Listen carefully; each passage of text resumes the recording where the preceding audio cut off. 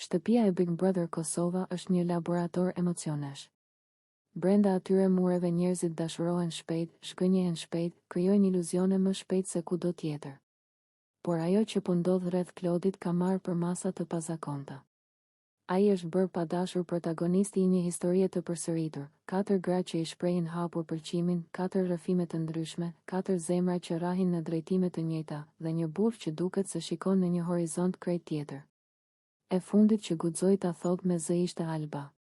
Deri dje ajo e mbante pëlqimin në heshtje, mes batutave të vogla dhe shikimeve të ndrojtura. Por erdhi momenti kur fjala nuk mund të mbahej më brenda. Në një bisedë të qetë në obor, larg zhurmës së të tjerëve, Alba ja pranoi Klodit atë që shtëpia e kishte kuptuar prej ditësh.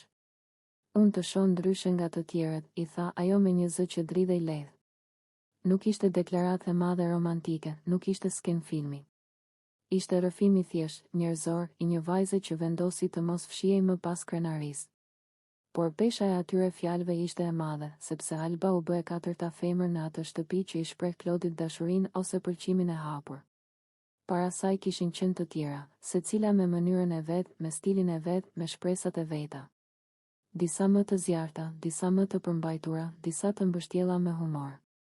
Por fundi kishte qenë i njëjtë. Klodi i dëgjonte me respekt, buzëqeshte, falenderonte dhe nuk jepte ato përgjigje që ato prisnin. Edhe me Albën ndodhi e njëjta gjë. Ai e pa në sy, i foli me butësi, por në fjalët e tij nuk kishte premtim. Kishte një mur të padukshëm, një distancë që nuk vinte nga ftohtësia, por nga një e vërtetë që Klodi nuk e thot hapur. Ai e ka mendjen diku tjetër. Kjo fjali është bërë refren në shtëpi. Banorët e përmendin mes tyre, publiku e dyshon, kamerat e kapin në momente heshtjeje kur ai duket larg, shumë larg nga realiteti i Big Brotherit. Askush nuk e di sakt ku është ajo diku tjetër. Mund të jetë një histori jashtë, jo njëri i lëm pezull, një dashuri e vjetër, ose thjesht ideali që nuk po e gjen brenda këtyre mureve. Alba, megjithatë, guxoi. Dhe guximi i saj trazoi ekuilibrat. Pas rrëfimit të saj, shtëpia u mbush me pëshpërima. Vajzat e tjera që më parë kishin shprehur ndjenja për Klodin e pan me sy tjetër. Disa me mirëkuptim, disa me xhelozi të fshehur. Sepse të duash të njëjtin njeri në një hapësirë kaq të vogël është si të marrësh frymë me radhë. Klodi u gjen sërish në qendër të një stuhje që nuk e kishte kërkuar. Ai nuk është tipi i lojtarit që përdor ndjenjat për strategji, por pikërisht kjo e bën situatën më të vështirë.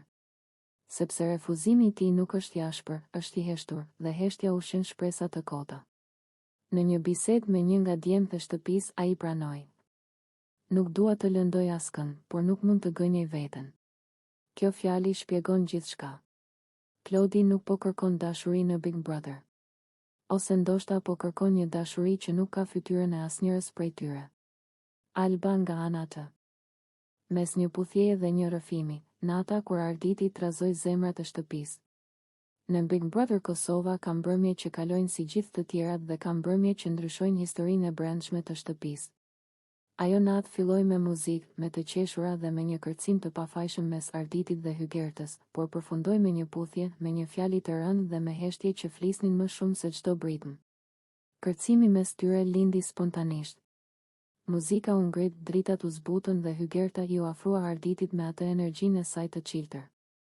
Nuk kishte asgjë të llogaritur në fillim, vetëm 2 njerëz që lëviznin në të njëjtin ritëm, duke qeshur me hapat e gabuar dhe duke u përpjekur të harronin presionin e lojës. Por kamera e Big Brother ka një sy që sheh edhe atë që vetë banorët nuk e pranojnë. Afërsia mes tyre u bë më e ngrohtë, duart u ndalën pak më gjatë se ç'duhej, shikimet u thelluan.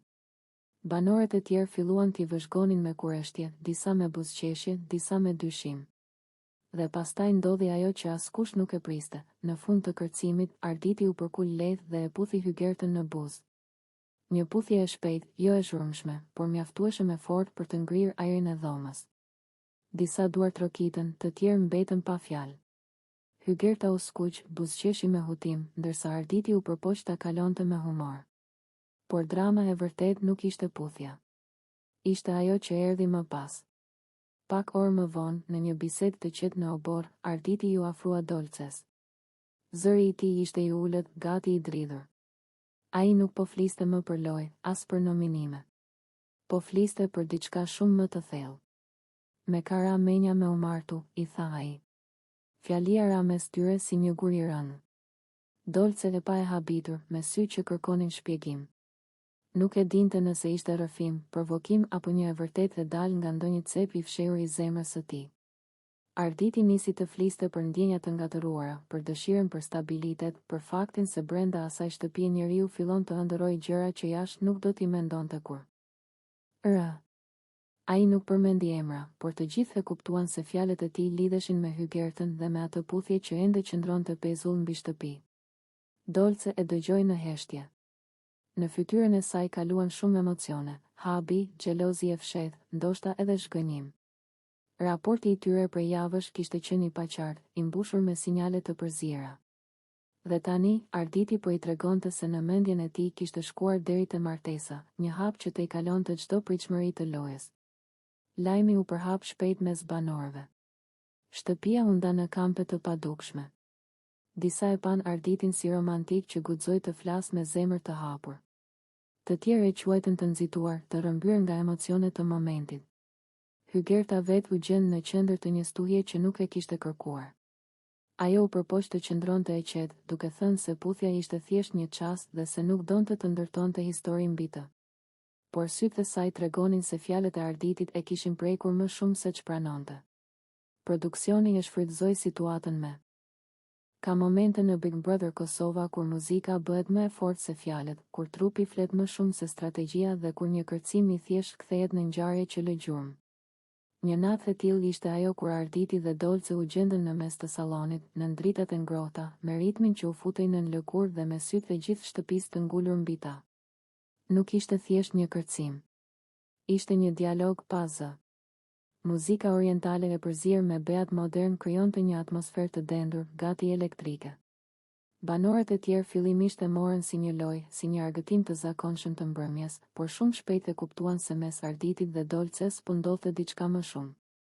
Ata lëviznin pranë njëri tjetrit me një siguri të çuditshme, sikur prej kohësh e kishin pritur këtë moment. Duart rrëshisnin lehtë mbi shpatulla, mbi krah, në një afërsi që nuk ishte e rastësishme. Çdo hap i tyre duke i sinkronizuar, çdo rrotullim i llogaritur, dhe megjithatë gjithçka duke i spontane. Shikimet ishin ato që flisnin më fort. Dolce buzëqeshte me atë buzëqeshjen e saj gjysmë provokuese, ndërsa Arditi e ndiqte ritmin me një vetbesim që nuk e kishte treguar më parë. Në atë çast ai nuk ishte thjesht një banor i lojës, ishte protagonisti i një skene që po shkruhej para syve të të gjithëve. Banorët e tjerë reaguan në mënyra të ndryshme. Disa duart trokitën, duke e marrë situatën si spektakël. Të tjerë shkëmbyen shikime domethënëse, sikur po kuptonin nën tekstin e asaj afërsie. Dikush hodhi batuta, dikush tjetër u mbyll në heshtje. Por askush nuk mbeti indiferent. Për limitin që prej ditësh përflitej për raportin e tij me Dolcen, ky kërcim u duk si një sfidë e hapur. Fytyra e tij u errësua për disa sekonda, pastaj u përpoq ta maskonte me një buzëqeshje të sforcuar. Loja e ndjenjave brenda shtëpisë po merrte një kthes të re dhe ky moment e vuloste. Produksioni e kuptoi menjëherë potencialin televiziv të skenës. Kamera u afrua, muzika u ngrit pak më shumë, dritat u zbutën. Ishte një tablo e pastër. Reality, dy njerëz që komunikonin përmes lëvizjes, një shtëpi që vëzhgonte dhe një publik jashtë që interpretonte çdo detaj. Por përtej spektaklit, ky kërcim ngriti shumë pikpyetje. A ishte thjesht argëtim? Një provokim i vetëdijshëm? Apo një ndjenjë që po kërkonte rrugë për t'u shprehur? Në Big Brother kufiri mes këtyre gjërave është gjithmonë i mjegull. Kur muzika mbaroi, ata nuk u larguan menjëherë. Qëndruan për disa sekonda përballë njëri tjetrit, të dy pak të skuqur, pak të hutuar, sikur sapo kishin dalë nga një botë paralele. Banorët shpërthyen në komente, në të qeshura, në ngacmime. U dogj parketi sonte, tha dikush me humor. Tjetër nivel, shtoi një tjetër. Por nën të qeshurat fshihej një e vërtet, dinamika e shtëpisë kishte ndryshuar. Raporti i Ardit, Dolce nuk ishte më thjesht miqësi e lehtë. Tashmë ishte një histori që do të analizohej, do të gjykohej, do të përdorej në debate dhe nominime. Atë natë, shumë kush fjeti vonë. Disa duke folur për kërcimin, disa duke u për Në çdo edicion të Big Brother ekziston një moment kur loja ndalon së qeni thjesht spektakël dhe kthehet në një provë karakteri. Jo sepse dikush fiton një sfidë apo humb një nominim, por sepse dikush vendos të flasë. Të flas pa filtra, pa strategji, pa frikë nga pasojat. Përballja mes Oltës dhe Limitit ishte pikërisht një nga ato çaste kur fjala nuk shërbeu për të sulmuar, por për të zbuluar. Olta nuk foli pa pritur. Ajo nuk shpërtheu nga një moment xhelozie apo nga një nerv i çastit. Fjala e saj ishte e grumbulluar, e mbajtur brenda për ditë të tëra, ndoshta për javë. Dhe kur më në fund doli e plot, e prerë, e drejt për drejt. Ajo i tha Limitit atë që, sipas saj, ishte bërë tashmë e dukshme, se lidhja e tij me Dolcen nuk ishte më një afërsi e paqartë loje, por një marrëdhënie që t'i kalonte kufijtë e sinqeritetit dhe të respektit ndaj të tjerëve dhe ndaj vetë publikut. Thelbi i akuzës nuk ishte thjesht afrimiteti. Ishte ritmi, përsëritja, padurimi. Ti sapo mbaron këtu, vrapon tek ajo. Një fjali që mbart më shumë se sa fjalë. Ajo nënkupton varësi, mungesë kontrolli, por mbi të gjitha mungesë transparence. Olta nuk po fliste vetëm për atë që ndodhte brenda shtëpisë, por për atë që ajo besonte se do të ndodhte edhe jashtë saj, një vazhdimsi e një sjelljeje që nuk fshihej më pas kamerave. Ky ishte momenti kur Olta ia plasi në sy. Jo me sharje, jo me tone të ulta, por me një qetësi që dhem më shumë se britma. Sepse kur dikush të thotë një të vërtet pa ngritur zërin, nuk ke ku të fshihesh. Limiti u gjend përballë jo vetëm Oltës, por përballë një pasqyre kur reflektoi ajo që ai kishte zgjedhur të tregonte dhe ajo që kishte zgjedhur të fshehte. Reagimi i Limitit ishte po aq domethënës sa fjala e Oltës. Nuk pati një mohim të fortë, as një mbrojtje të strukturuar. Pati hutim, shmangje, një përpjekje për ta zbutur situatën pa e përballur thelbin. Dhe pikërisht këtu qëndron pesha e vërtetë e kësaj përplasjeje, kur një akuzë është e gabuar, njeriu reagon. Kur është e saktë, njeriu shpesh hesht. Eseja e këtij momenti shkon përtej tre personazheve. Ajo hap një debat më të madh mbi moralin në reality show, mbi kufirin mes ndjenjës dhe përdorimit të ndjenjës, mes spontanitetit dhe llogaritjes. Olta, me fjalën e saj, sfidoi një model të njohur, atë të marrëdhënieve që krijohen jo domosdoshmërisht nga dashuria, por nga nevoja për mbështetje emocionale, për aleancë, për një strehë brenda dhe jashtë lojës.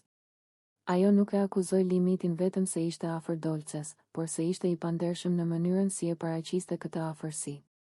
Sepse në sytë e Oltës, problemi nuk ishte ndjenja, problemi ishte mohimi i saj. Loja bëhet e rrezikshme kur njerëzit nuk pranojnë atë që janë duke bërë, por e maskojnë si diçka tjetër. Publiku e ndjeu këtë përballje si një çlirim. Jo sepse dikush u sulmua, por sepse dikush guxoi të artikulojë atë që shpesh mbetet nën kuptim. Olta nuk u përpoq të dilte e bukur, as e pranueshme. Ajo zgjodhi të ishte e vërtetë. Dhe kjo, në një amë.